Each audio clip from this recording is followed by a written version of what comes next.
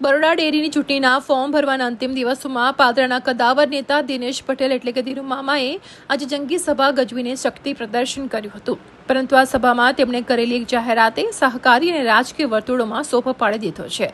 ધીરુ મામાએ જાહેર કર્યું કે બરોડા ડેરીની આ તેમની જીવનની છેલ્લી ચૂંટણી હશે। તેમણે સ્પષ્ટ કર્યું કે હવે પછી તેઓ ડેરી કે વિધાનસભાની કોઈ પણ ચૂંટણી લડશે નહીં। તેઓ પોતાની આ ઇનિંગને યાદગાર બનાવવા માંગે। तो बनासकांठामां एक दिवसનું 90 लाख लीटर दूध आवे અને આપણે તે 6 लाख लीटर दूध આવે એટલે કમ્પેરિઝન ને કોમ્પિટિશન ની ગણતરીમાં આપણે સંઘના કરતા પણ ભાવફેરમાં આગળ હોય, ભાવ આપીએ 12 મહિના એમાં પણ આપણે આગળ હોય।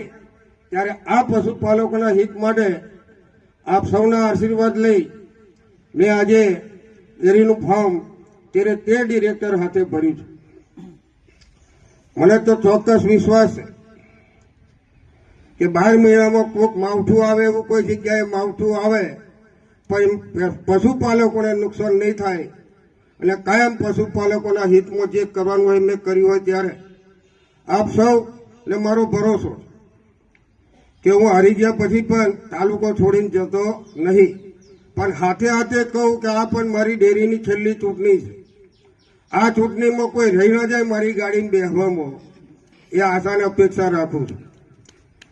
આ છેલ્લી ચૂંટણી છે મારી ડેરીની, વિધાનસભા નહીં લડવાનું એવું જાહેરમાં કહેતો આવ્યો છું ને આજે કહું છું, પણ જમા ઉધાર તો જે મારી હાથે કરે છે અને વ્યાજ હાથે જમા ઉધાર કરવાની આવડત છે અને એમાં આપ સૌ જ્યારે સહયોગ આપતા હોય ત્યારે હું પણ આપણો જેટલો ઋણીને આભારી છું।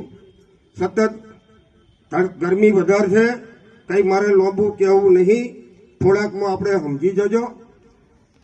આ ગયું વર્ષ કે અલગ કરતા કે આ વર્ષ બેકાર આવ્યું એમ નવું વર્ષ કોઈનું બેકાર ના આવે એના માટે આપ સૌને પ્રભુ શક્તિ આપે અને મને જે કંઈ નિશાની મળશે મેં તો 2 નિશાની માગી શકે, મીણબત્તી આલો અથવા હાથની ટોર્ચ બેટરી આલો, જેથી મારા તાલુકામાં અંધારું ના થઈ જાય।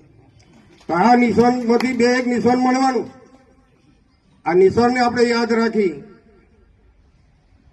અને 18 માર્ચે ચૂંટણી થાય ત્યારે આપ સૌને હાકરટમ આમંત્રણ આપું છું કે 2-4 મિત્રો નહીં આવે એમને પણ પર્સનલી આમંત્રણ આપશો તો 81માં 80 ના થાય એની જવાબદારી આપ બધા આગેવાનોની છે।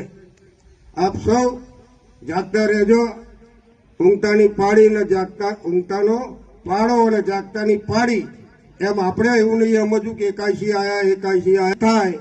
એવી શક્તિ કુદરત આપે એવી પ્રભુના ચરણોમાં પ્રાર્થના સાથે આપ સૌ